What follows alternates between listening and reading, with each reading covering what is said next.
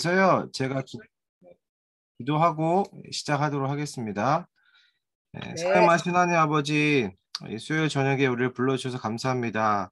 특별히 이제 이 6주간 이 베드로전서에 대해서 살펴보게 될 텐데, 이 베드로전서를 통해서 하나님께서 이 교회에게 하시는 메시지, 그 초기 교회에 하신 메시지와 또 오늘날 우리 교회에게 하시는 메시지를 우리가 잘 듣고 또한 우리가 순종하고 하나님의 말씀대로 살 수 있도록 주님 우리를 인도하여 주시옵소서.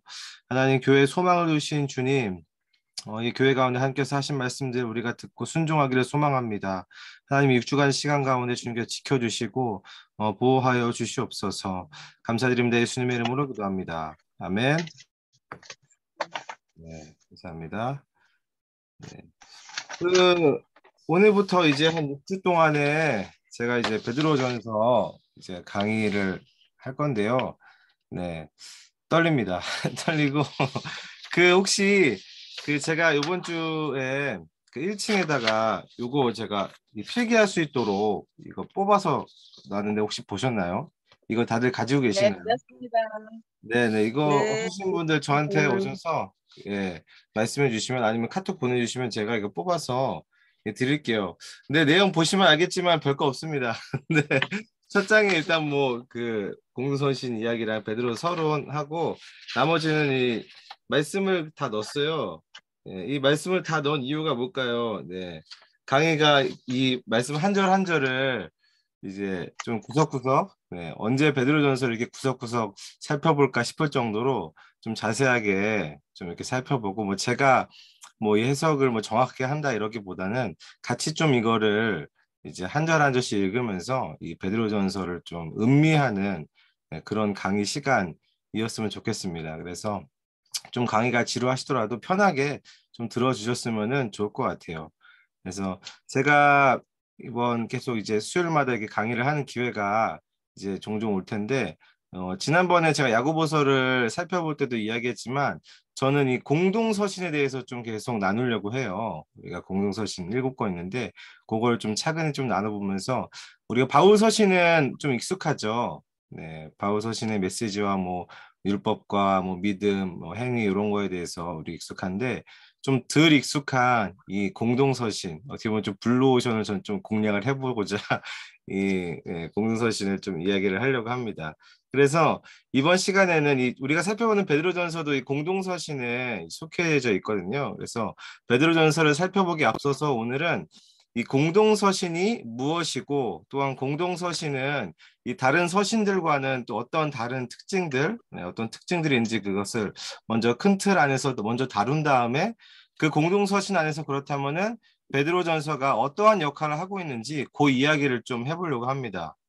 그래서 이 교환에도 보시면은 이 공동서신이라는 이렇게 되어 있는데 이 공동서신은 일반 서신이라고도 하거든요. 일반 서신이다, 뭐 일반적인 서신이다 이런 의미일까요? 이게 왜 일반 서신이냐면은 이 바울 서신 같은 경우에는 이 특정한 교회를 이제 대상으로 하고 있죠. 네, 그런데 이 공동 서신은 어떤 특정한 교회가 없어요. 뭐 예를 들어서 뭐 데살로니가에게 보내는 편지, 뭐 데살로니가 전후서 이런 거지만 이 공동 서신은 이 특정한 교회를 대상으로 이렇게 편지를 보냈다기보다는 이 예수님을 믿는 모든 성도들이 그 대상인 거죠. 수신자가 되는 겁니다. 그래서 일반적으로 모두가 모든 교인이라면 다 읽어야 하는 일반적인 서신이기 때문에 이 공동서신을 일반 서신이라고도 부릅니다. 이게 한국 와서 그렇게 변한 것이 아니라 네, 실제로 이 초기교회 안에서도 이 서신들 7개의 서신들을 일반 서신, 카톨릭 에피스틀 그렇게 해서 사도들의 글들이라고 해서 이 일반 서신만큼은 꼭 읽어야 된다. 중요성을 띈 서신이 이 공동서신, 일반 서신입니다. 물론 우리가 성경 66권을 꼼꼼히 다 읽어봐야겠지만 요 공동서신이 기록될 당시에 이 초기교회 상황에서는 66권이 아직 정경화로 딱 완성이 돼 있지 않았거든요. 그래서 그 66권의 정경화가 완성되지 않은 상태에서 이제 교회 전체적으로 읽었던 그런 서신이 바로 일반 서신이 공동 서신이자 7권이에요. 네. 자, 근데 여기서 그렇다면은 뭐 바울서신은 바울서신이고 공동서신 7권이라고 하는데 하나가 비지 않느냐 뭐 이런 말씀을 하실 수도 있을 것 같아요. 물론 뭐 그 궁금하지 않으신 분도 계시겠지만 뭐냐면은 히브리서가 비었죠. 네. 근데 어떤 분들은 뭐 히브리서도 일반 서신이라고 해서 넣기는 하는데 히브리서가 이 일반 서신에 포함되지 않은 이유가 있습니다. 그게 뭐냐면은 이 히브리서의 이 작자, 이 히브리서를 지은 사람이 작가가 미상이라는 거예요. 네, 이 작가 누가 이거를 줬는지 이제 모른다. 그렇기 때문에 그 당시 이 초기 교회 상황에서 온 교회가 일반적으로 이걸 돌려볼 만큼의 권위를 가지고 있지 않았다. 그 당시엔 그랬어요. 물론 지금 히브리서가 권위를 가지고 있지 않다는 얘기가 아니라 그 당시에 이 공동서신이 쓰여지고 그 초기 교회 상황 안에서 이 히브리서는 이 일반 서신으로서 읽히지 않았다. 네, 그게 이제 그때 당시에 초기 교회의 전통이 그랬다라는 거예요. 그래서 히브리서는 일반 서신에 포함되지 않고 저는 7권의 그 공동 서신만 이렇게 살펴보도록 하겠습니다. 그래서 사실 이 공동 서신의 이 주제로 돌아와서 이 공동 서신의 그 특징을 좀 살펴보면요. 아까도 제가 이야기했듯이 바울 서신은 그 특정한 교회의 공동체의 그 상황을 염두에 두고 썼다. 그래서 그 교회의 상황이 그 서신의 주제를 결정하게 되는 거죠. 네, 그 교회 상황이 서신의 주제를 결정한다. 뭐 고린도 교회 같은 경우에도 고린도 교회에서 일어난 특정한 문제가 주제가 돼서 바울이 이제 자신의 어떤 생각과 신학을 그렇게 전개를 하고 갈라디아서도 마찬가지죠. 네, 그래서 교회 문제들에게 집중을 합니다. 자, 그런데 그렇다면은 이 공동서신은 어떨까요? 이 공동서신의 특징. 네, 공동서신 일단은 저자가 전부 다 다릅니다. 이 바울서신은 바울이 전부 다 썼죠. 네, 그런데 공동서신은 저자가 다 달라요. 네, 뭐 예루살렘 총회장이 야고보, 지난 시간에 우리 살펴봤던 야고보, 네, 그리고 베드로, 그리고 사도 요한, 또 누구 있죠? 이제 야고보의 동생인 유다까지 이렇게 있죠. 네, 그리고 이 공통점은 이 저자 모두가 다 이 예루살렘 교회의 중직자들이었다. 네, 굉장하죠. 예루살렘 교회 중직자들이 공동서신의 저자였다. 특별히 사도들이었고 예수님의 혈육, 이 저자 모두가 이 정경을 확정하는 데 있어서 이 성경을 확정하는 데 있어서 가장 중요한 권위인 이 사도성을 가지고 있었다라는 그런 특징이 있습니다. 그래서 이 공동서신을 보면은 사도행전 15장 이후에 우리가 어성경을 살펴봤지만 15장 이후에는 거의 사도들의 행적이 잘 안 나오잖아요. 그게 이제 뭐 사도들의 시기는 이제 지나갔다. 지는데처럼 어떻게 보면 사도행전 보면은 그렇게 우리가 생각할 수 있지만 결국 그렇지가 않습니다. 네. 물론 이제 사도행전 15장 이후에 바울이 두드러지긴 하지만 이 공동서신을 보면은 사도들이 그 이후에 어떻게 사역을 했는지 어떠한 의미와 어떠한 열심으로 이 교회를 섬겼는지를 이 공동서신을 읽다 보면 알 수 있습니다. 그리고 이 다루는 문제도 굉장히 깊어요. 네, 정말로 뭐 유대인이냐 헬라인이냐 뭐 이런 문제를 넘어서서 마치 그리스도인이 태어나면서 이 육신의 죽음을 태어나는 그 순간과 그리고 자라가는 과정 그리고 죽은 다음에 그 이후에 있을 내세까지 공동서신 굉장히 자세하게 다루고 있습니다. 그래서 공동서신의 그 말미 마지막 장들만 보면은 이 저자가 지금 어디를 바라보고 있는지가 딱 나오거든요. 어디를 바라보고 있냐면은 바로 저 영원한 세계, 하나님의 나라를 지금 이 땅에서 바라보고 있구나. 이 말은 뭐냐면은 종말을 바라보면서 썼다. 종말이 그 이야기의 중심 가운데 있습니다. 이 종말에 대한 이 이야기가 굉장히 많이 나오거든요. 이 공동서신을 보면은 뭐 그렇다고 바울이 종말에 대한 이야기를 안 한 거는 아닌데 이 공동서신의 이 세계관 자체가 세계관이 되게 중요하죠. 뭐 영화를 볼 때도 이건 무슨 세계관에서 이걸 봐야 된다라는 게 있는데 이 공동서신의 세계관 자체가 종말이에요. 네. 종말, 네, 세상 끝 예수 그리스도께서 다시 오실 때 그거를 항상 염두에 두고 이 땅을 우리 이렇게 살아야 된다라는 그런 세계관을 중심으로 이 공동서신이 계속 이야기를 전개해 가고 있습니다. 이게 단순히 그냥 야고보서만 그런 게 아니라 뭐 베드로전서만 그런 것이 아니라 7권의 서신 모두가 다 되게 일관되게 종말을 다루고 있어요. 그래서 뭐 하나씩 살펴보자면은 야고보서의 그 마지막 우리가 배웠던 기억은 당연히 안 나실 거예요. 저도 공부하면서 다시 살펴봤으니까 마지막 5장에도 이렇게 이야기하죠. 심판주가 문 앞에 서 계신다. 너네 그렇기 때문에 심판주가 문 앞에 서 계신데 집안에서 너네들이 원망할 수 있느냐? 심판주가 지금 문 앞에 서 있기 때문에 너네 정신 차리고 깨어 있어야 된다. 이 이야기를 하면서 서신을 마지막으로 마무리합니다. 그리고 이 베드로전서 마지막에도 이런 얘기를 해요. 목자장이 나타나실 때의 받을 상급을 기대함으로 오래 참으라, 기다려라.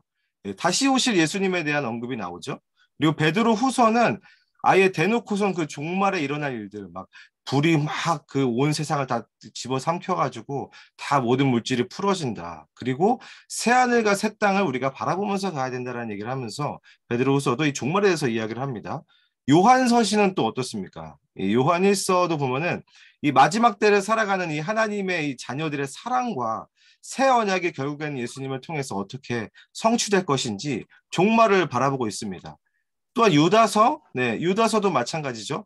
긍휼을, 긍휼, 예수 그리스도의 그 긍휼이 임할 때까지, 나타날 때까지, 눈으로 이렇게 보일 때까지 오래 참고 기다리라는 그런 종말의 메시지를 이야기하고, 또 마지막에 이제 뭐 이건 공동서신은 아니지만 계시록이야말로 이제 마지막이죠. 정말로 예수님께서 재림하셨을 때에 오셨던 그 풍경들, 네, 그 약속의 성취될 때를 이야기를 하고 있습니다.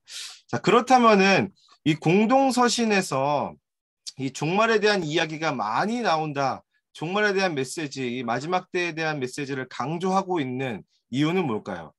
뭐 다 마지막이니까 이제 막 살아도 된다 뭐 이런 걸까요? 네, 그렇지 않죠. 네, 그거는 이제 우리가 지난 시간에 배웠던 영지주의가 그런 거죠. 네, 유급무익한 거니까 그냥 막 살아도 된다. 예, 그게 아니라 오히려 그렇기 때문에 너네는 지금 마지막을 알고 있는 사람이야. 너네는 마지막을 알고 있기 때문에 지금 현재의 삶이 그만큼 중요하다. 이게 공동서신 전체가 말하고 있는 일관된 메시지예요. 지금 이 땅에서의 교회가 어떠한 삶을 살아야 되는지 그거를 공동서신에서는 계속해서 강조를 하고 있는 거죠. 이게 포인트인 거죠. 그래서 이런 거예요. 그 저희 중고등부 애들이 지금 기말고사 시험 준비로 굉장히 바쁘거든요. 네, 기말고사 시험 준비한다고 한 6월 말에서 7월 때 이제 보는데 근데 여러분들, 이 우리 애들이 이 기말고사가 2022년이 6월 말부터 7월 초까지 있다는 거 언제부터 알 수 있었을까요? 네.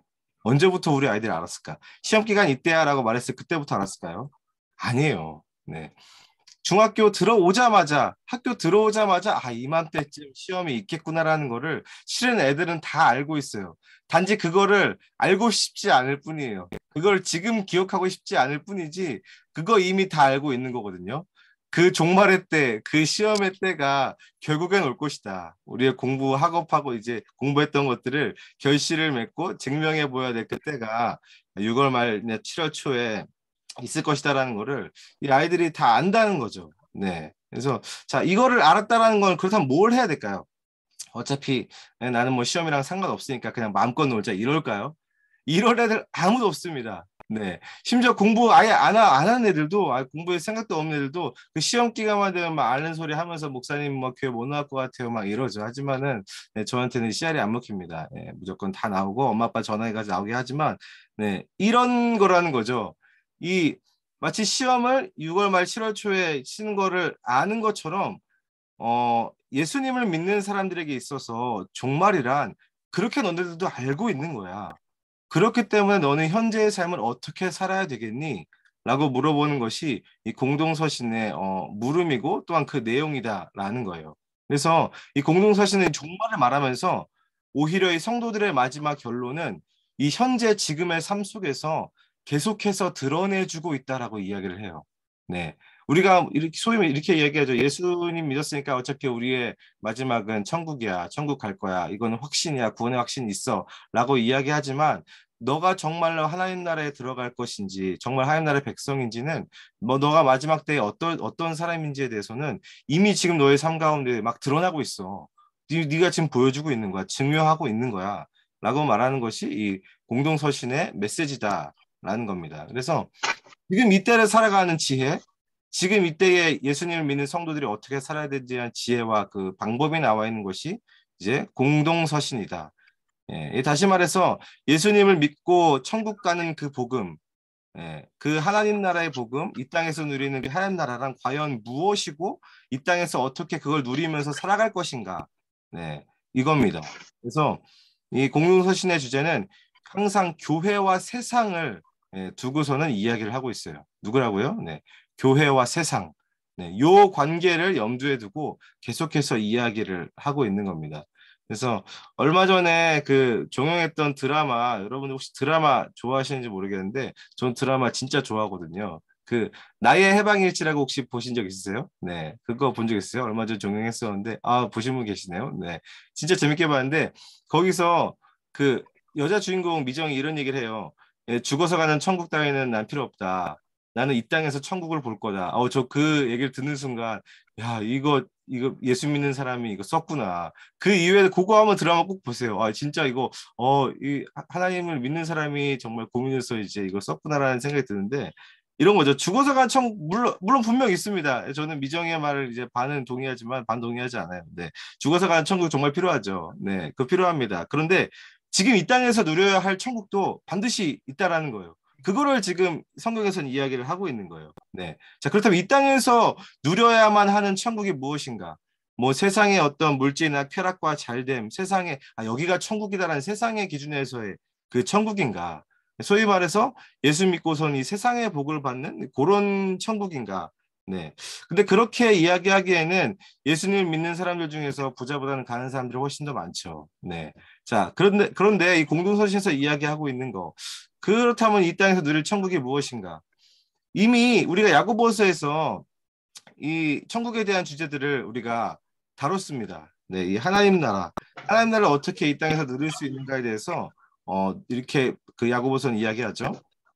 하나님 아버지께서 우리를 품고 인내하셨던 것처럼 우리도 인내했을 때에 그 하나님의 나라를 지금 이 땅에서 누릴 수 있다. 기억이 나시나요, 혹시? 네. 괜찮아요. 내가 기억을 하니까. 근데 이런 거죠. 그리스도인이라면은 인내를 해야 된다. 지금 이 땅에서 누릴 수 있는 천국, 그게 바로 인내다. 첫째로 그리스도께서 마음에 심어주신 말씀을 인내함으로 품으면서 하나님 나라를 누리고, 또한 형제를 인내함으로 품고, 또한 세상에서 인내함으로 세상을 품으면서 하나님의 나라를 누린다. 그렇게 인내하는 자들 가운데 하나님께서 함께 하시고, 또한 지금 우리를 품으시는 하나님을 경험할 수 있다. 그 하나님, 그 인내함으로써 경험할 수 있는 그 하나님 나라가 있다라고 말하는 것이 이 야고보서의 주제였습니다. 네, 그게 주제였어요. 네, 야고보서 혹시 궁금하시면은 유튜브에 전했던 게 올려져 있거든요. 그걸 다시 차근히 봐주시면 될 것 같아요. 네, 자, 그렇게 이야기한 다음에 야고보서는 이제 인내를 함으로써 누리는 하나님의 나라를 말하고 나서 곧장 이어지는 서신이 바로 베드로 전서입니다. 그래서 공동 서신을 보면은 그 맥락이 계속 쭉 이어져요. 이게 따로따로 이게 떨어진 서신이 아니라 이게 뭔가 주제가 이어진다라는 그런 인상을 가지게 되거든요. 그래서 그 인내로서 누릴 수 있는 하나님의 나라에 대한 이야기를 한 다음에 이어진 서신이 바로 이제 베드로 전서다. 그래서 생각들, 요 개념들을 기억하면서 베드로 전서를 좀 이제 시작을 해보도록 하겠습니다. 제가 그 배포해드린 그 교환을 보면은 이 베드로전서 이해를 위한 서론 부분을 보면은 좋을 것 같아요. 네. 보면은 이제 1번에 이제 저자가 나오죠. 네. 이 저자는 실은 1장 1절만 봐도 이제 바로 나오죠. 이렇게 이야기하죠. 예수 그리스도의 사도 베드로. 네, 사도 베드로가 이 베드로전서를 썼다. 이거는 네, 명확합니다. 네. 베드로전서는 사도 베드로가 썼다. 그리고 이 연대 언제 썼느냐? 이게 주후 64년 이전에 썼다라고 해요. 예, 특별히 이 바울이 죽은 다음에 썼다라고 해요. 이 신라와 마가가 로마에서 베드로를 돕기 시작한 그 시점 어간에 썼다라고 합니다. 학자들은. 네. 그렇게 연대를 추정을 하고요. 그리고 수신이는 1장 1절을 보면 이렇게 이야기하죠. 본도와 갈라디아, 갑바도기아, 아시아와 비두니아에 흩어진 나그네. 네, 요게 수신입니다. 네, 여기 지역들을 보면은 이 본도, 흑해 남쪽 지역이라고 하고 이 아시아라고 되어 있는 데는 쉽게 말해서 우리 어성경에도 살펴봤죠. 예, 거기에요. 그 계시록 2장에 나오는 7교회들 있잖아요. 네. 그 7교회에 있던 그 도시들, 네. 그 도시, 그게 아시아다. 예, 그 아시아, 그리고 비두니아에 흩어진 나그네. 어떻게 보면 이 지역들의 공통점이 있는데, 그게 뭐냐면은, 기독교가 굉장히 이른 시간에 그 전파가 됐던 지역들이고, 헬라화가 굉장히 많이 되었던 지역이었습니다. 그리고 부요한 도시들이 굉장히 많았고, 이 헬라 문명이 굉장히 번창한 그런 도시들, 네. 로마의 행정력이 되게 잘 유지되었던 네, 그런 곳들이고 어떻게 보면 바울이 전도여행으로 갔던 그 모든 도시들, 네, 이방인들이라고 부를 수 있는 그 모든 도시들이 그 수신인들이 살았던 네, 그런 어떤 지역적인 배경이다. 그래서 이 부분을 보면은 이 야고보서랑 비슷하게 시작이 돼요. 이 야고보서도 1장 1절에 보면 이렇게 이야기하죠. 흩어져 있는 12지파에게 문안하노라 라고 이렇게 이야기했던 것처럼 이 베드로전서도 1장 1절을 보면은 흩어져 있는 네, 나그네라고 이야기하고 있죠. 그래서 이 대상은 수신자 대상은 유대인과 이방인 모두를 포함하고 있는 겁니다. 이 유대인과 이방인 그리스도인들 모두를 다 포함하는 편지가 바로 베드로전서다라고 이야기할 수 있겠고요. 그리고 이 교회 상황, 교회의 상황과 배경, 베드로전서는 무엇을 어떤 상황과 어떠한 사회적인 맥락을 배경으로 하고 있을까? 그래서 실은 지난 시간에 담임 목사님이 요한계시록 하기 전에 2주 전이죠. 이 어성경할 때 짧게 설명해 주신 것이 있어요. 이 베드로전서의 이 배경에 대해서 이 고난과 핍박이 있었다. 특별히 이 고난과 핍박, 교회를 핍박하는 이 상황 가운데서 교회는 어떻게 처신해야 하는가, 교회는 어떻게 살아야 하는가를 말해주는 그런 서신서다라고 담임 목사님께서 이렇게 말씀을 해주셨습니다. 자, 그렇다면 우리가 지금 고민해보고 싶은 거는 그렇다면 어떠한 종류의 고난과 핍박과 시험이었는가? 네. 첫 번째로는 당연히 이 로마의 핍박이었겠죠. 당시에 네로 황제로 인해서 이제 막 그리스도인들을 방화범으로 막 물고 진짜 극심한 핍박이 이제 좀 벌어지려고 했던 그 어간입니다. 네. 바로 그때 막 누명을 막 씌우는 거죠. 그리스도인들이 불질렀다 하면서 네, 그런 핍박. 그래서 사회적인 갈등들이 있었고 예수님 믿는다라고 하면 이런 갈등들이 있었다. 그리고 소외감 그리고 비난과 적대감을 계속해서 가지면서 살았다. 예, 그런 일차적인 로마의 핍박, 사회적인 핍박이 있었습니다. 그리고 두 번째 핍박이 있습니다. 예, 두 번째 핍박과 시험이 있는데 그게 뭐냐면은 이 성도들이 직면하고 있는 세상 그 자체가 바로 핍박과 시험거리였다라는 겁니다. 이게 제가 아까도 이런 얘기를 했죠. 이 베드로전서는 이 세상을 지나가는 교회, 교회와 세상을 배경으로 하고 있다라고 했는데 어떻게 보면 이 부분이 우리가 되게 주목해 봐야 될 부분입니다. 이 공동서신의 맥락을 다시 또 얘기 안 할 수가 없는데 맥락을 따지면 이겁니다. 이 야고보서에서는 그런 세상 가운데서 두 마음을 품지 않고 인내하기로 이제 결단을 하는 거죠. 끝까지 품고 내가 예수님께서 나를 품으신 것처럼 나도 이제 하나님의 마음을 품고 형제를 품고 세상을 품고 가야겠다라는 이제 그런 결단을 하고 있는 게 야고보서라면은 이제 결단을 한 다음에 이 순례의 여정을 이제 시작하는 이제 출발하려는 그런 상태가 바로 베드로전서라는 거예요. 그래서 이 야고보서는 이제 그리스도인으로 새로 태어나서 결단했다면은 이제 베드로전서는 장성에서 자신의 길을 가는 그런 그림이라고 생각을 하시면 됩니다. 이게 뭐 이게 맞다고 할 수는 없지만 내용적으로 보자면은 이게 야고보서부터 베드로전서까지 보면은 이 애기가 태어나가지고 유아기 때 가장 많이 배우는 게 저는 인내라고 생각을 하거든요. 네, 이거 하면 안 돼. 이거 참아야 돼. 이 주원이가 지금 그거 굉장히 못하고 있거든요. 네, 엄청 막 소리 지르면서 인내를 못하고 인내를 배우고 있는데, 네, 자, 인내를 배운 다음에 이제는 성장해서 자기 길을 뚜벅뚜벅 이제 걸어가는 겁니다. 이제 그게 베드로전서라고 보시면 됩니다. 그렇기 때문에 이 베드로전서는 예수님을 주님으로 모신 교회가 세상을 어떻게 지나갈 것인가에 대한 서신이 바로 이제 베드로전서다. 네, 이렇게 보시면 될 것 같고요. 이제 본문 들어가기 전에 본문 들어가기 전에 먼저 그 각 장별 주제랑 틀을 먼저 좀 설명을 드리려고 해요.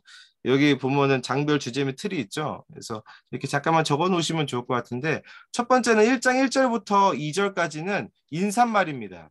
근데 인사말이라고 해서 그냥 안녕 이제부터 베드로전서 시작할게가 아니라 이 1장 1절에서 2절이 진짜 제일 중요합니다. 이게 정말로 중요해요. 여기서 뭐가 나오냐면요.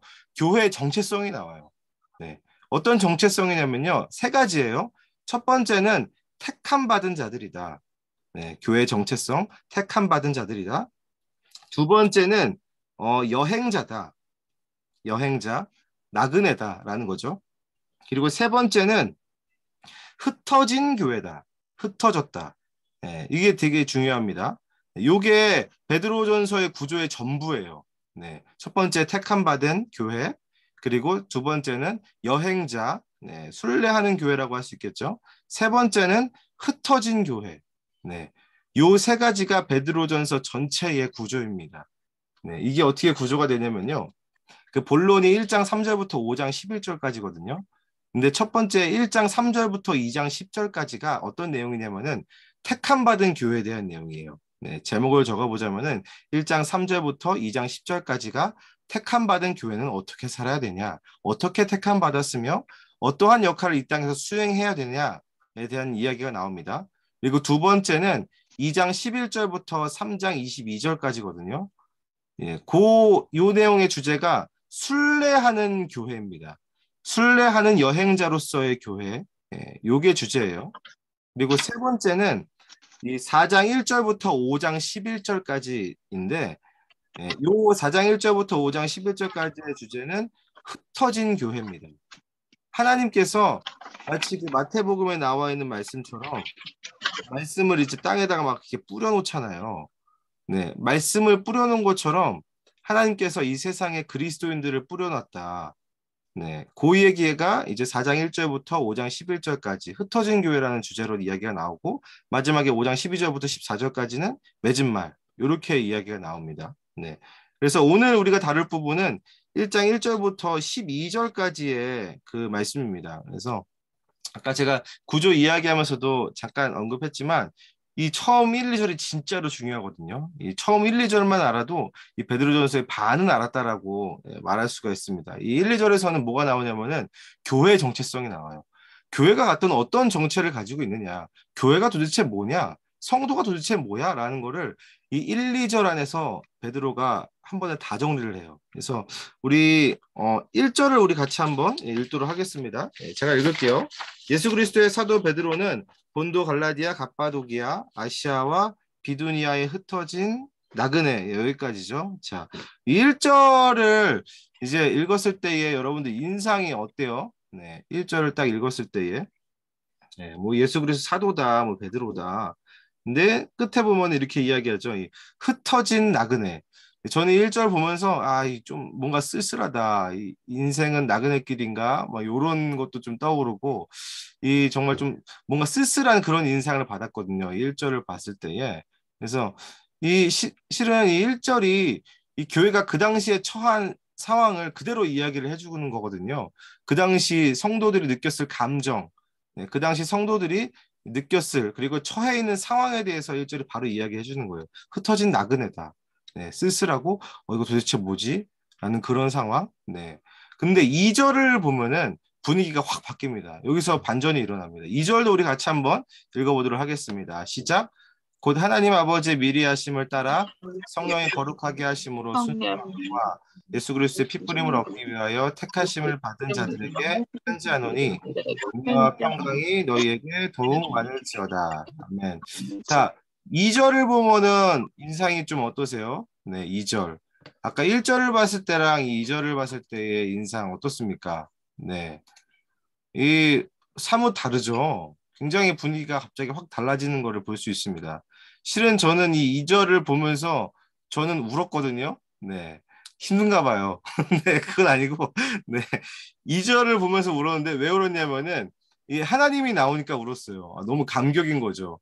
막 1절까지는 막 흩어진 나그네 막 이러면서 막 인생 나그네길 허무한데 그 2절을 보면 하나님이 나오는데 어떤 하나님이 나옵니까? 네. 이 삼위 하나님이 다 나오는 거예요. 이게 완전 총출동을 한 거죠. 자, 삼위 하나님이 2절에 다 나오거든요. 자, 그렇다면은 베드로전서에서 가장 중요한 구절이 어딜까요? 네.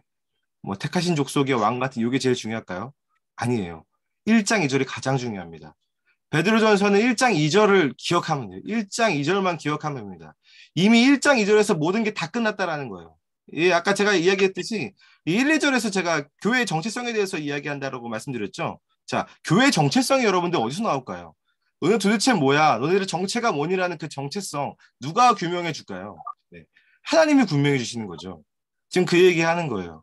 하나님이 규명해 주시는데 지금 성부 하나님도 오셔서 규명해 주시고 또 성령 하나님도 오셔서 규명해 주시고 성자 하나님도 오셔가지고 우리들의 정체성에 대해서 이야기를 하는 겁니다. 네, 얘네들 이런 애들이야 라고 하나님이 설명해 주시는 거예요.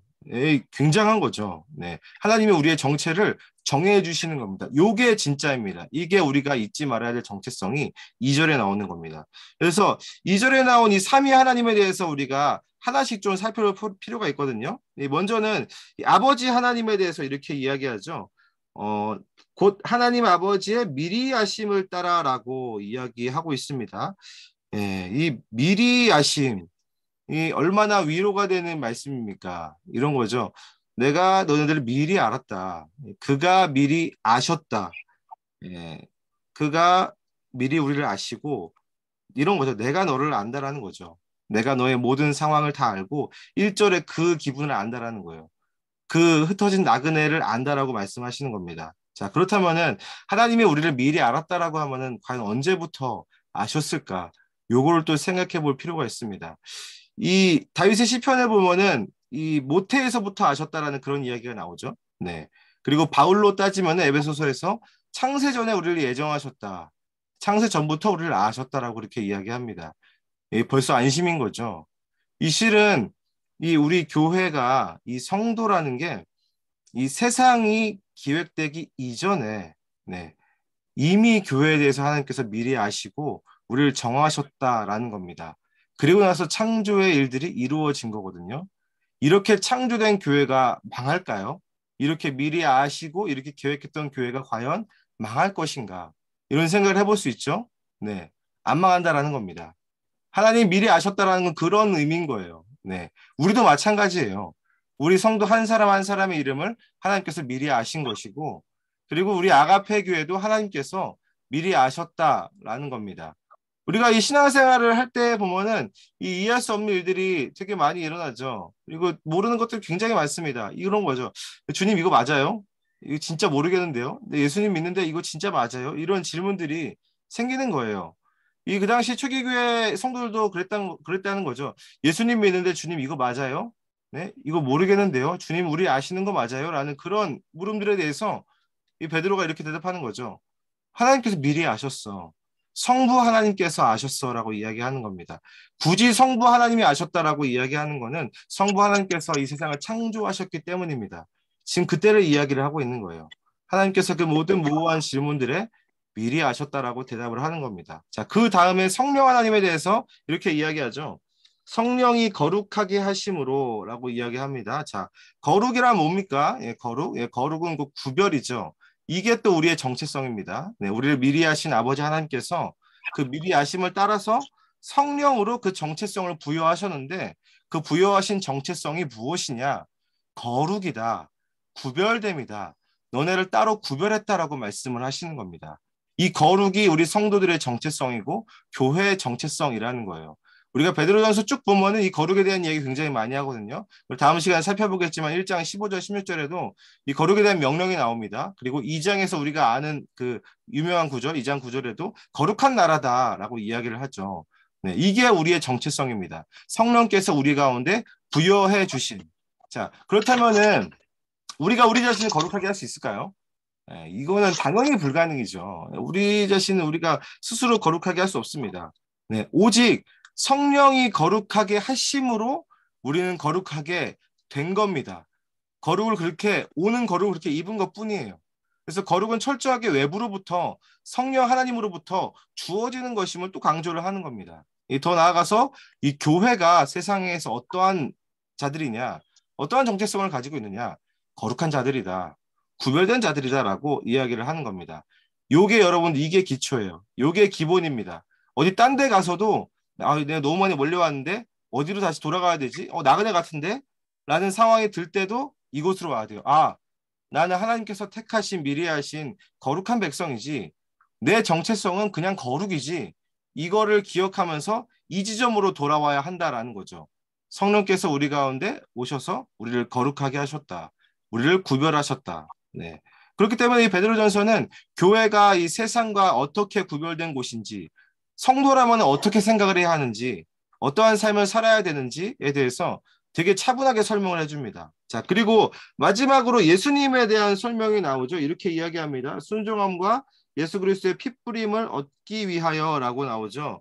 자, 이 순종함과 예수 그리스도의 핏부림을 얻기 위하여라고 이야기하는데 이 부분이 바로 성도들이 궁극적으로 나아가야 될 이 나그네인 교회의 목적지입니다.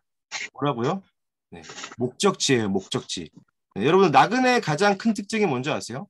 네, 나그네의 가장 큰 특징은 목적지가 없다라는 거예요. 네, 그냥 목적지 없이 정처 없이 떠도는 것이 나그네잖아요. 지금 교회가 그런 힘 빠진 상황이라는 거예요. 자, 그런데 베드로는 지금 이절에서 예수님을 이야기하면서 교회에게 목적지를 주는 거예요. 너네가 목적지로 할 것이 있다. 너네들의 목적지가 분명히 정해져 있다. 지금 나그네처럼 보이지만 아니야. 너네들이 목적지로 해야 될 곳이 분명히 있어. 그게 무엇입니까? 바로 예수 그리스도죠. 네, 이겁니다. 성도의 목적과 교회의 목적지는 바로 예수 그리스도입니다. 이 예수 그리스도를 닮아가는 것이고 그 예수 그리스도가 목적으로 있는 거죠. 네, 그 목적을 향해서 달려가는 겁니다. 이게 불가능한 일처럼 느껴질 수 있지만 희망적인 거는 성경이 그거 가능한 일이라고 이야기를 하는 거죠. 이미 예수님께서 인간의 몸으로 오셔서 그 모든 일들을 하나님의 말씀을 성취하시고 하나님의 말씀을 이루셨다. 하나님의 나라 이 땅 가운데 오게 하셨다라는 것을 먼저 보여준 겁니다. 그래서 예수님께서 먼저 그 길을 가셨다. 예수 그리스도를 바라보라. 예수님이 너희들의 목적지가 되신다라고 이야기를 하는 겁니다. 자, 그리고 여기서 우리가 중요하게 살펴봐야 될 개념이 있는데 그게 뭐냐면은 바로 핏뿌림을 얻기 위하여라는 겁니다. 네, 이렇게 이야기하는 거죠.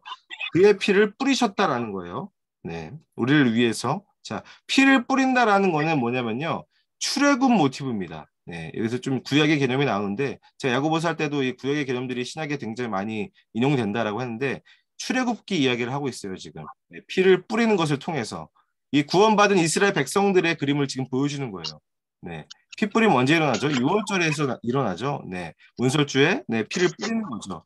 피 뿌리다, 피 뿌리다라는 요 동사가 이 출애굽기에 나와 있는 이 70여 장에 나와 있는 이 문설주에 피를 뿌린다라는 거랑 똑같은 단어예요. 네. 이 출애굽기 이야기를 하면서 지금 구원받은 이스라엘 백성들 그리고 구원의 여정을 가는 성도들에 대한 그림을 지금 그려주고 있는 거예요. 지금 1장 2절에 거의 다 나온 거거든요. 네, 예수 그리스도의 피뿌림과 먼저 그 길을 가신 예수님, 먼저 이 땅에 순례자의 길을 가신 그 예수 그리스도를 따라가서 너희들도 그 예수님과 함께 그 목적지로 향해서 가야 된다. 이 순종하심과 피뿌림에 이르는 그 길로 너희들도 가야 된다. 그게 너희들의 정체성이다. 라고 베드로가 이야기를 하고 있는 겁니다. 그래서 이 교회는 나그네처럼 보여도 실상은 나그네가 아닙니다. 네, 목적지가 분명한 거죠. 네. 자, 그리고 나서 마지막에 이 하나님에 대한 설명을 다 한 다음에 그 다음에 나오는 존재가 있습니다. 네, 삼위 하나님이 다 나오는데 그 다음에 누가 나올까? 과연 누가 하나님과 함께 나올 것인가? 네, 누가 나오냐면요. 이렇게 이야기하죠. 택하심을 받은 자들에게 편지하노니 은혜와 평강이 너희에게 더욱 많을지어다. 자, 마지막에 나오는 사람, 네, 존재가 누굽니까? 네, 바로 우리죠. 네, 우리가 나오는 거예요. 택하심을 받은 자들. 위에 언급한 이 삼위 하나님의 그 모든 역사하심, 이 모든 역사하심으로 택함 받은 사람이 누구냐? 바로 너희야. 라고 이렇게 이야기하는 거예요. 실은 이것보다 큰 은혜가 있겠습니까? 이 교회에게? 이것보다 큰 평강이 없다라는 거예요. 네. 이렇게 위로하면서 이 베드로전서의 처음을 쓰고 있다라는 겁니다. 이게 뭔가 1절, 2절만 읽어도 가슴이 좀 벅차오르지 않으십니까? 네, 너무 가슴이 벅차올라서 막 하품이 나오시나요? 네. 네. 자, 뭐 어쩔 수 없어요. 이렇게 계속 갈 거거든요, 저는. 네. 자, 이제 1, 2절 다 끝났는데, 자, 그 다음 3절, 하는 데까지 해볼게요. 자, 12절까지 해야 되는데, 자, 3절 우리 함께 같이 읽겠습니다. 자, 시작. 우리 주 예수 그리스도의 아버지 하나님을 찬송하리로다. 그의 많으신 긍휼대로 예수 그리스도를 죽은 자 가운데서 부활하게 하심으로 말미암아 우리를 거듭나게 하사 산소망이 있게 하시며 자 3절을 보면 이렇게 이야기하죠. 찬송하리로다. 찬송을 하고 있죠. 근데 뭐 때문에 찬송할까요? 네. 바로 아까 나온 1, 2절 말씀, 네. 특별히 2절 말씀 때문에 찬송하는 거죠. 네. 정말 터덜터덜 나그네와 같은 그런 상황이지만 그게 아니다. 하나님 아버지께서 너희를 미리 아셨다. 성령께서 너희를 거룩하게 구별하셨다. 그리고 뭐죠? 예수 그리스도라는 목적지가 너에게 분명하게 주어져 있어. 너희들은 정체성이 명확한 자들이야. 라는 역사를 하신 그 하나님을 찬송하는 겁니다. 자, 그 다음에 또한 찬송에 대한 이유를 3절 후반에 보면 이렇게 이야기를 해요. 네, 우리를 거듭나게 하사 산소망이 있게 하셨다라고 이야기를 하죠. 이 3절에 보면은 네, 산소망이 있게 하시면라고 하는데 자, 산소망. 예, 이 여기 소망이라는 게 무슨 뜻일까요? 소망. 기대, 확신 뭐 이런 뜻인데요. 원어로. 이게 구체적으로 그렇다면 어떤 기대와 확신일까요? 네. 그게 바로 3절의 이 가운데 있는 내용입니다. 뭡니까? 이 그의 많으신 긍휼대로 예수 그리스도를 죽은 자 가운데서 부활하게 하심. 자, 소망이 뭐죠? 네. 소망이 뭡니까? 부활입니다, 부활. 네. 예수 그리스도의 부활. 그 부활이 너에게 소망으로 주어졌어. 이건 죽은 소망이 아니라 산 소망이야. 예수님께서 죽으시고 부활하신 것처럼 너네들 또한, 너희들 또한, 성도들 또한 예수님과 마찬가지로 부활할 것. 네, 그것이 산 소망이다라고 이야기하는 겁니다. 그래서 교회는 이 산 소망을 가지고서는 나가는 거죠. 그리고 계속해서 4절을 보면 이렇게 이야기합니다. 썩지 않고 더럽지 않고 새하지 아니하는 유업을 있게 하시나니 곧 너희를 위하여 하늘에 간직하신 것이다. 네, 4절을 보면은 이런 산소망, 부활의 산소망을 가지고 길을 걸어가는 교회가 무엇을 궁극적으로 얻게 될 것인지에 대해서 이야기를 하는데 이렇게 이야기하죠. 썩지 않고 더럽지 않고 쇠하지 아니하는 유업이다. 네, 뭔가 반대 개념으로 계속 이야기하고 있죠. 네, 이렇게 세 가지를 베드로가 세 가지로 이야기하는 걸 되게 좋아하는 것 같거든요. 보면은 어떤 유업이냐면은 첫 번째로 이제 썩지 않고 이렇게 이야기하죠. 이 썩는다는 게 어떤 거냐면요. 죽음의 지배를 받는다라는 거예요. 죽으면 다 썩죠. 다 썩어서 흙으로 돌아갑니다. 두 번째로 더럽다라는 거는 죄에 관련돼 있어요. 죄. 네. 어떻게 보면은 거룩에서 분리된 죄죠. 네, 아까 우리를 거룩하게 했다라고 하는데 죄에 대한 이야기입니다. 쇠한다라는 건 뭡니까? 영원하지 않다라는 거예요. 더 구체적으로 이야기하면은 이 영원하신 하나님과 분리된 인간과 모든 피조물들의 결말에 대해서 이야기를 하는 거예요. 이 세 가지 반대 개념이 뭔지 아십니까? 이 세 가지 반대 개념이 정확하게 세상과 대조를 이루는 거예요. 네, 썩지 않고 더럽지 않고 쇠하지 아니하는 유업. 여러분 이 세상에 썩지 아니하는 게 있을까요? 쇠하지 아니하는 영원한 것이 있습니까? 이 땅에서는 아무것도 없다라는 거예요. 전부 다 썩고 다 쇠하고 다 더럽고 다 없어진다라는 겁니다. 그런데 하나님께서 성도들에게 주시는 유업은 그렇지 않다라는 거죠. 네, 썩지 않고 더럽지 않고 쇠하지 아니하는 유업을 잊게 하신다. 그리고 나서 이 유업이 어디에 있다라고 이야기하죠? 네, 하늘에 있다. 이 유업은 땅에는 없는 거야. 하늘에 있는 거야. 그리고 우리를 위해서 하나님께서 간직하신 거야라고 이야기를 합니다. 하늘에 있는 유업을 받을 자들이 결국 너희들이야 라고 이야기를 하는 거죠. 여러분들이 하늘에 있는 유업이 얼마나 귀한지 아십니까? 하늘에서 뭔가 떨어지는 거 혹시 보신 적 있으세요? 네, 별돌명 같은 거. 제가 유튜브로 봤는데 그 별똥별이 떨어지는 그 시기가 있다고 해요. 네, 그리고 우리 지구에 이렇게 막 유성 같은 거 막 떨어질 때 있잖아요. 그렇죠? 네, 근데 막 유성 보면은 막 정말 조그마한 돌덩인데 경매로 해가지고 막 몇 억씩 막 팔리고 막 그러잖아요. 정말 아무것도 아닌데. 근데 그거 아무것도 아닌 돌덩이가 왜 그렇게 귀하게 팔리는 줄 아세요? 네.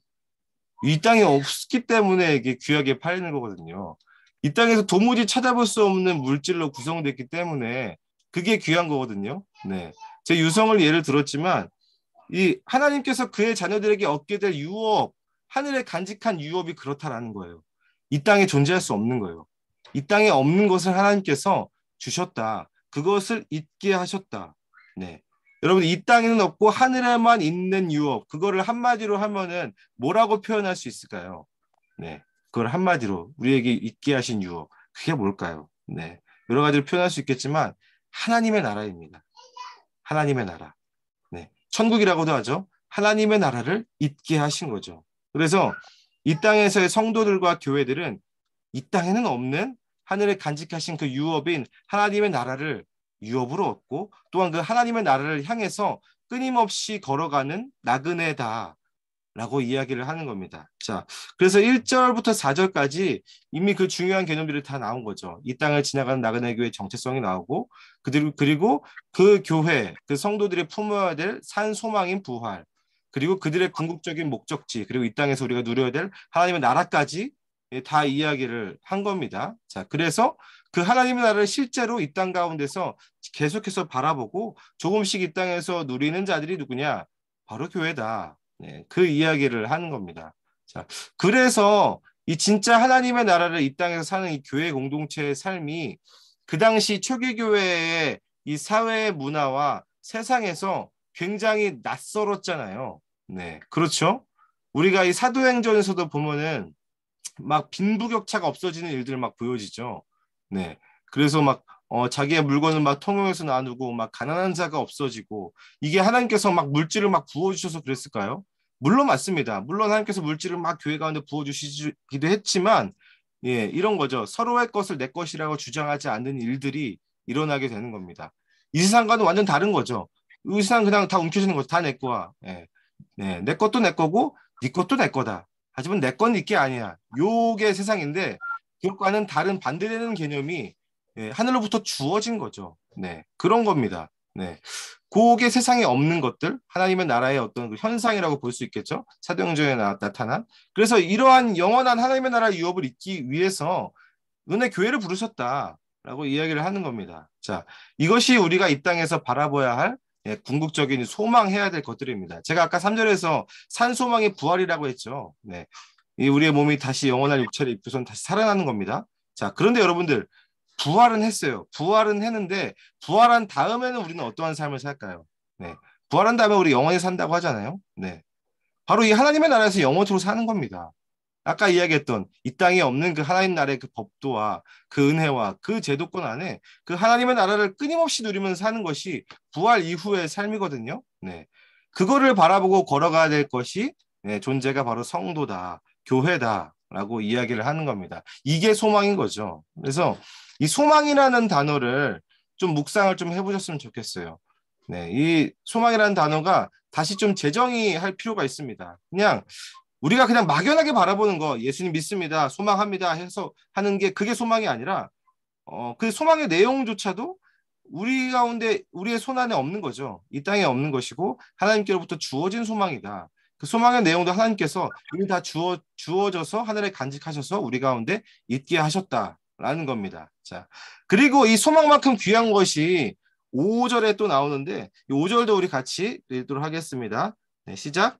너희는 말세에 나타내기로 예비하신 구원을 얻기 위하여 믿음으로 말미암아 하나님의 능력으로 보호하심을 받았느니라. 자, 5절에서 보면은 이 하나님의 나라 유업에 대해서 이렇게 표현을 하죠. 이 말세에 나타나기로 네, 예비하신 구원이라고 합니다. 여러분들 구원을 뭘로 얻죠? 구원? 네. 여기 말씀에 나와 있죠. 네. 믿음으로 말미암아 네, 하나님의 능력으로 보호하심을 받았느니라. 네. 쉽게 이야기해서 구원은 예수님 믿음으로 예, 믿음으로 말미암아 얻게 되는 겁니다. 여러분 근데 결국 믿음인 거예요. 네. 결국 이 땅에서의 삶은 결국 이 땅에서의 성도들의 삶은 결국엔 믿음입니다.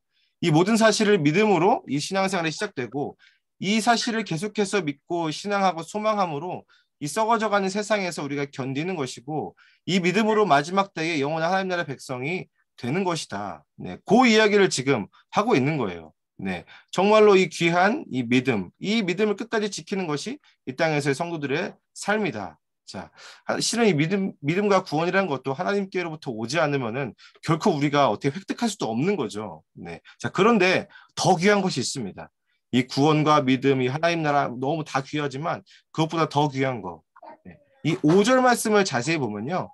이 5절의 처음과 끝만 한번 읽어볼까요? 이 처음과 끝만 읽어보면 이렇게 이야기할 수 있습니다. 너희는 물결하고 하나님의 능력으로 보호하심을 받았느니라. 자, 누가 하나님의 능력으로 보호하심을 받았다라는 거죠? 네, 누가 우리를 보호하셨죠? 네, 하나님의 능력으로 주님께서 우리를 보호하셨는데, 네, 뭐가 가장 귀하다는 얘기죠? 네, 바로 우리가 가장 귀하다라는 이야기를 하는 겁니다. 하나님께서 지켜주신 우리가 가장 귀하다. 네, 그 이야기를 하는 거죠. 네, 하나님께서 지키신 너희가 가장 귀하다. 이 이야기 왜 하는 걸까요? 네, 바로 교회가 그러한 보호가 필요한 상황이기 때문입니다. 하나님께서 너희들을 지키고 계셔. 하나님의 능력으로 너희를 지금 보호하고 계셔라는 이야기를 지금 베드로는 5절에서 하고 있는 거예요. 뭐 여러 가지 구원과 믿음, 정체성, 힘을 주지만 이거 이야기 듣고 나서도 너희들 현실을 보면은 너희들을 공격하는 사람들 가득하지. 사회에서 늘 대적하고 있지. 걱정하지 마. 하나님께서 능력으로 너희들을 보호하고 계셔. 염려하지 마라. 너희들을 지켜주고 계시는 분이 하나님이시고 너희를 이 세상에서 가장 귀하게 여기시는 분이 바로 하나님이시다라고 격려를 하고 위로를 해주는 겁니다. 자, 그래서 6절 말씀에서 이렇게 시작하죠. 우리 6절을 보면 이렇게 네. 그러므로 너희가 이제 여러 가지 시험으로 말미암아 잠깐 근심하게 되지 않을 수 없다. 자, 이렇게 위로와 정체성 막 힘을 막 1절부터 5절까지 막 부어준 다음에 그다음에 6절부터 무슨 이야기를 하죠? 네. 이게 쉽지 않죠? 네. 갑자기 뭐가 나옵니까? 네. 여러 가지 시험으로 말미암아라고 나옵니다. 근데 이게 보면은 이 야고보서 초반이라도 되게 비슷해요. 야고보서 1장에도 보면은 바로 시험에 대한 이야기가 막 나오거든요. 근데 비슷한 맥락입니다. 네. 이 시험은 이 문맥으로 보자면은 이 4절에 이 썩지 않고 더럽지 않고 쇠하지 아니하는 예. 아니죠. 썩어지고 더럽고 쇠하는 네, 그 세상을 지나감으로부터 오는 그런 시험이죠. 자, 여러분들 보통 우리가 어떨 때에 시험과 시련이 올까요? 네, 우리의 인생 가운데 어떻게 시험과 시련이 어떨 때에 옵니까? 네. 뭐 여러 가지 이유가 있겠지만 이런 거예요. 내 뜻대로 길이 풀리지 않을 때에 내가 생각했던 것과 다른 결과가 오고 다른 과정들과 그런 시간 가운데 있을 때에 그때에 우리 가운데 시험과 시련이 오게 되는 거죠. 내가 계획했던 대로, 내가 바라는 대로. 다시 말해서 내 소망이 끊어졌을 때부터 시험은 시작되는 겁니다. 그때부터 시험이 오는 거거든요. 이 베드로는 여러 가지 시험에 대해서 그런데 이렇게 이야기를 하죠. 이 잠깐 근심하게 되지 않을 수 없다. 여기서 근심하게 되지 않을 수 없다라는 거는 이게 원어로 필연적으로 그렇게 되어야만 한다. 필연적으로 그렇게 될 수밖에 없다. 이런 이야기를 하는 거예요.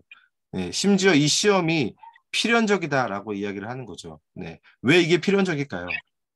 이게 왜 필연적이냐면 결론부터 이야기하자면은 이 예수님을 믿은 다음에 우리가 이미 산 소망의 길로 접어들었기 때문입니다.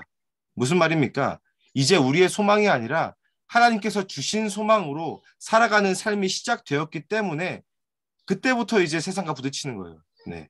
그때부터 예수님의 산 소망을 품고 이제 우리의 소망과 부딪히는 일들이 이 땅에서 일어나게 된다라는 거예요. 그래서 이 베드로의 그 말을 빌리자면은 이제 예수 그리스도를 믿는 성도들의 삶은 이제 내 뜻과 내 길대로 사는 삶은 끝난 거예요. 이미 예수님의 십자가에서 이미 다 죽어버린 거예요. 근데 그것과 계속 부딪히는 거죠. 네. 그 산소망과 계속해서 부딪히는 겁니다. 네. 그렇기 때문에 이런 여러 가지 시험과 근심들이 계속 될 수밖에 없다. 그런데 희망이 뭔지 아십니까? 네. 희망이 뭐냐면은 이렇게 이야기하죠. 여러 가지 시험으로 말미암아 영원히 근심하게 될 수밖에 없다라고 합니까? 네. 아니죠. 네, 이 말씀을 잘 보면은 6절에 잠깐이라고 이야기하죠. 예, 잠깐. 네. 이 잠깐, 이 철저하게 아까 이야기했던 그 하나님의 나라에 대해서 영원한 하나님의 나라의 관점에 대해서 그것을 근거로 현재를 해석하고 있는 거죠. 이거 잠깐이다. 우리가 시험을 받을 수밖에 없지만 그 시간은 잠깐이야.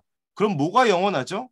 그 예수 그리스도와 함께 하나님의 나라를 영원히 사는 것, 그게 영원하다라는 이야기를 지금 우리가 세상에서 맞닥뜨려 있는 그 시험과 대조해서 잠깐이다라고 이야기를 하는 겁니다. 그래서 이어지는 7절에서는 이러한 여러 가지 시험을 맞이해서 내 뜻대로 살지 못하는 길을 가는 그 성도들에게 주어진 가장 큰 선물에 대해서 이렇게 이야기합니다. 7절을 제가 읽을게요. 너희 믿음의 확실함은 불로 연단하여도 없어질 금보다 더 귀하여 예수 그리스도께서 나타나실 때에 칭찬과 영광과 존귀를 얻게 할 것이니라. 아멘. 자, 이 7절에 보면은 이렇게 이야기하죠. 이 시험, 여러 가지 시험을 갈 수밖에 없는 이 성도들의 길에 대해서 이야기하면서 7절에 믿음에 대해서 나오죠. 믿음의 확실함이라고 이야기 나오는데 이 믿음에 대해서 또 언제 이 단어가 나왔죠? 이 베드로전서 우리가 지금 7절까지 살펴본 동안에 7절 말고요. 네. 믿음이라는 단어가 어디서 또 나왔습니까? 네. 5절에서 나왔죠, 5절. 네. 5절을 보면 이렇게 나오죠. 믿음으로 말미암아라고 나옵니다. 네. 이 우리가 살펴봤듯이 이 믿음은 이 썩지 않고 더럽지 않고 쇠하지 않은 유업, 그 구원을 주는 그러한 믿음입니다. 그런데 이 믿음에 대해서 이렇게 이야기해요. 너희 믿음의 확실함은 불로 연단하여도 없어질 금보다 더 귀하다. 여기 개역개정에는 이 믿음의 확실함이라고 번역을 했죠. 근데 이게 확실함이라기보다는 이게 시련, 단련 이런 뜻이에요. 네, 믿음의 단련이다. 네, 믿음의 단련. 너네들이 받는 여러 가지 시험으로 말미암은 믿음의 단련은 불로 연단하여도 없어질 금보다 더 귀하다. 다시 말해서 이 믿음의 시련이 그 어떠한 것보다도 너네들이 지금 당하고 있는 믿음의 시련이 그 어떠한 것보다도 아주 귀하고 가치 있는 경험이다라는 겁니다.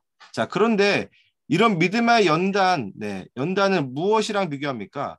네, 불로 연단해도 없어질 이 금이랑 비교를 하죠. 금, 예, 금 굉장히 금값 많이 올랐는데, 네, 자, 근데 왜, 자, 이 불로 연단하여도 없어질 금, 불로 연단하는 왜 이 금이랑 비교를 했을까? 그래서 이 불이라는 개념을 우리가 봐야 됩니다. 네. 이 두 가지 의미가 있는데요. 첫 번째로는 지금 교회가 당하는 상황이 이 불로 연단하는 것처럼 맹렬하다는 그런 의미일 수도 있습니다. 자, 그런데 두 번째가 굉장히 중요합니다. 바로 이 불이라는 거는 심판의 이야기입니다. 이 심판의 모티브를 지금 이야기를 하는 거거든요.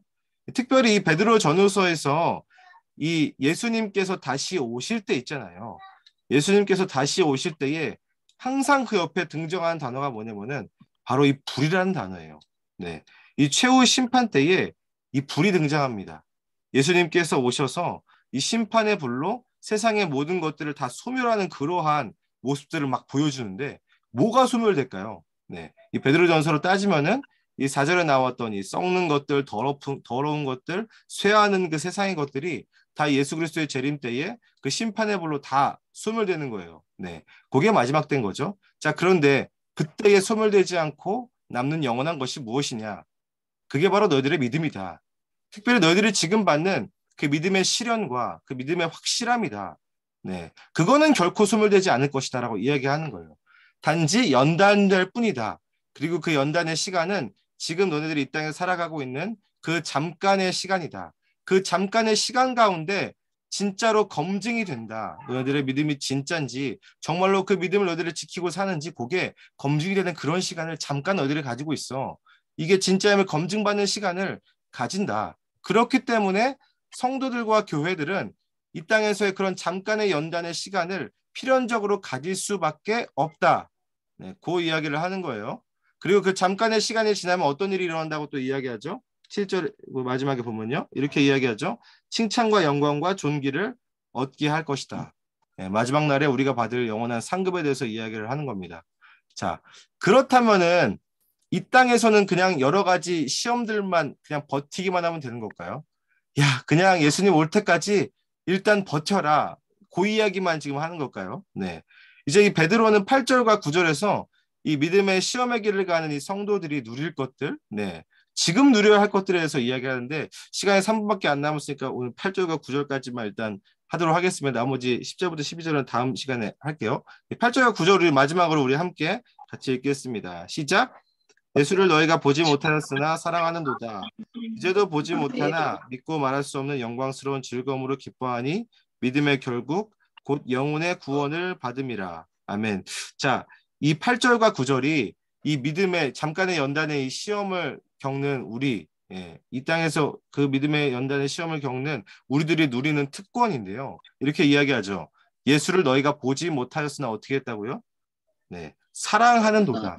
네, 이 부분이에요. 이 보지 못하는 예수님을 사랑하는 특권입니다.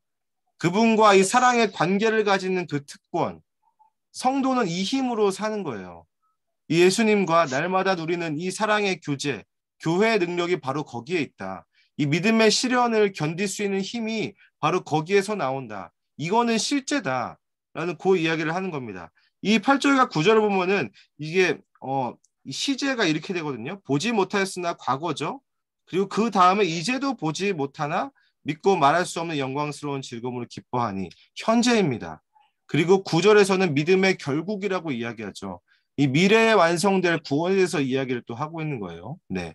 다시 말해서 이 과거와 현재와 미래 모두 예수 그리스도와의 그 사랑의 교제가 너희들 가운데 함께 있고 그 교제로 인해서 너희들이 마지막 날까지 견딜 수 있어. 충분히 할 수 있어. 왜냐고? 예수님께서 너희들을 사랑으로 품으시고 날마다 너희들과 교제할 수 있기 때문이야. 그것이 너희들이 누릴 수 있는 특권이야 라고 이야기를 하고 있는 겁니다.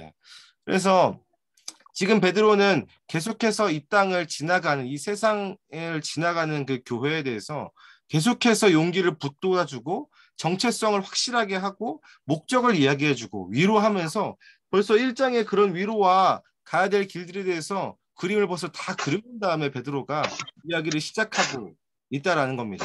정리하자면 이런 거죠.